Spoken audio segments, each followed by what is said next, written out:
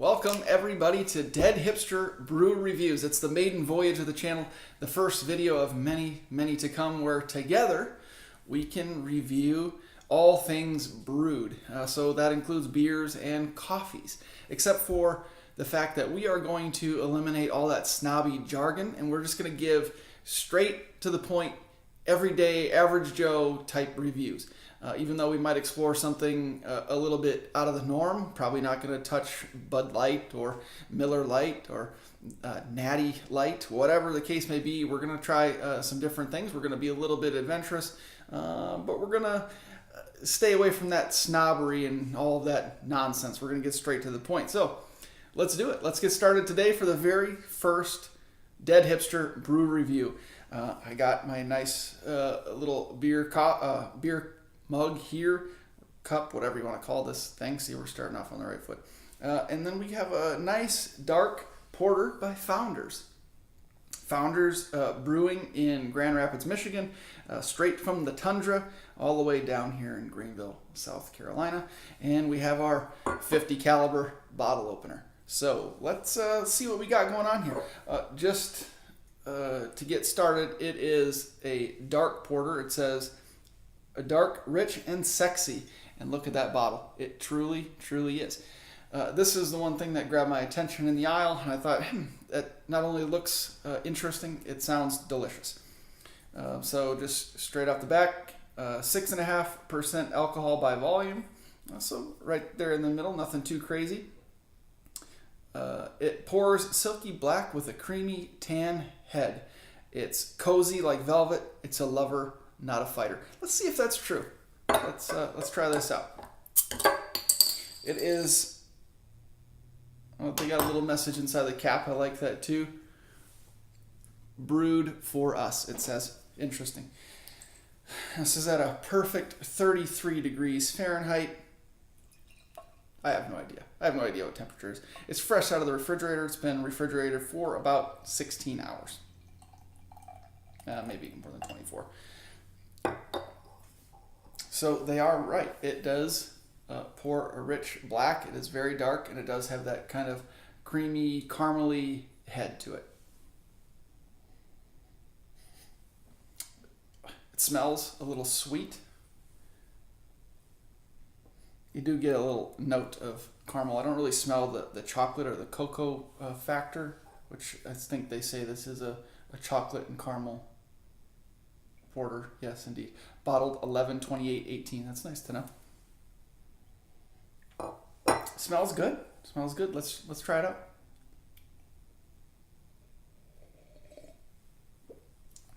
Again, I'm not a snobby beer drinker.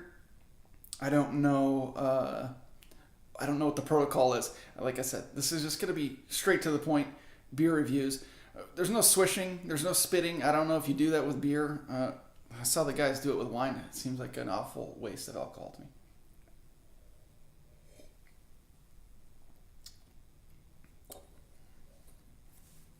There's kind of it's hoppy. It does feel like, it tastes like a real beer as soon as it hits the tongue, so you kind of get that sharp jab of hops. But as you sit and wait, it sort of coats the mouth a little bit. It is kind of thicker and creamier, but I don't feel it being super, super heavy. Like some of these dark chocolate type porters get sometimes.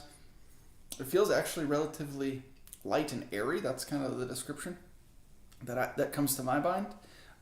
You do get a little bit of the caramel right away, especially if you still have a little bit of the head left in the cup or the glass.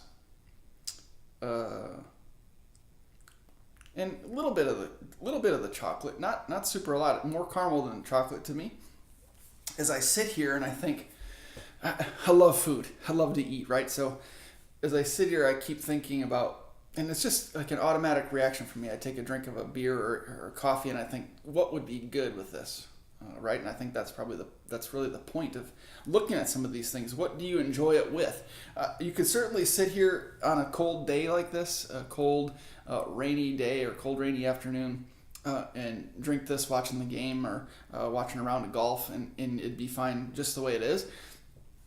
But as I sit here and it rests in my mouth a little bit, I feel like I want a Hostess cupcake, chocolate Hostess cupcake. Or a chocolate chip cookie, warm chocolate chip cookie with ice cold, with an ice cold Founder's Porter, dark, rich, and sexy. That's what I want. Again, with the cold, rainy day, I could see this being really good with a bowl of chili. That may be because we had chili last night, and I'm looking forward to leftovers. But kind of that salty, acidy,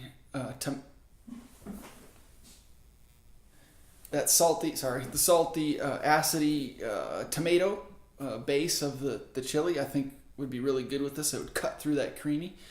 And on that same token, I would say a nice juicy steak with some A1 steak sauce.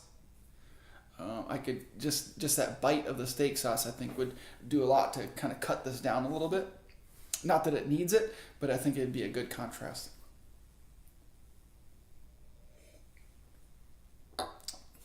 It's super good. Super good. I like this one. I like this one a lot. I've been kind of on the darker porter, chocolatey, coffee type beers lately, and maybe it's just the season, but I gravitate towards those lately. But yeah, I really like this one. I'd recommend this. This is actually the first time I've had this, I think. So we're going in blind. We're going in blind today for the first review. That's what I got. I think overall solid. I think it was like $9.99 for a 6-pack. So nothing outrageous, nothing unusual. Little creamy, kind of caramely notes to it, but still pretty hoppy as it first hits the tongue, especially. The aftertaste lingers a little bit, but it's not annoying. It makes you actually want to take another sip, which good business move.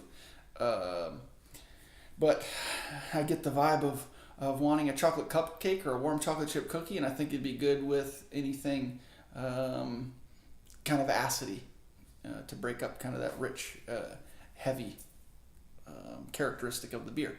So if you're into that kind of stuff, great one. I recommend it. Good price, great flavor, good feeling.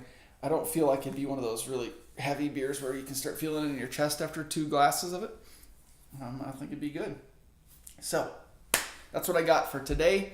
Like I said, this channel is going to be dedicated to trying and testing all things brew. So coffees and beers.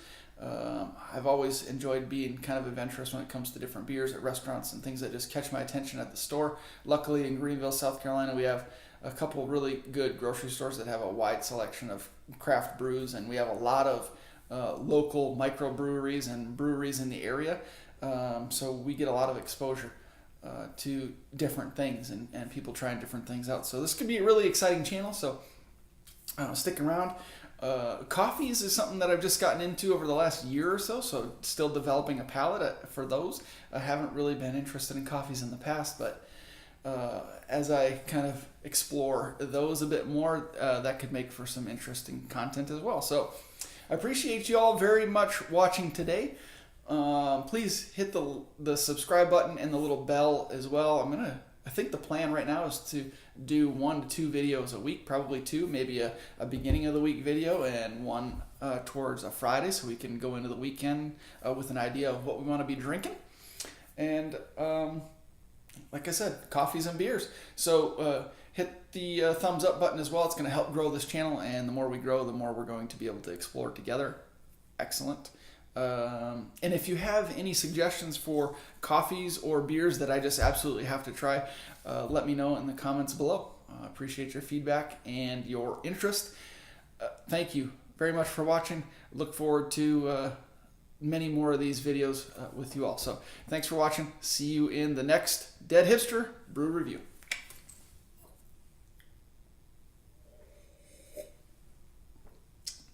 This is a good one.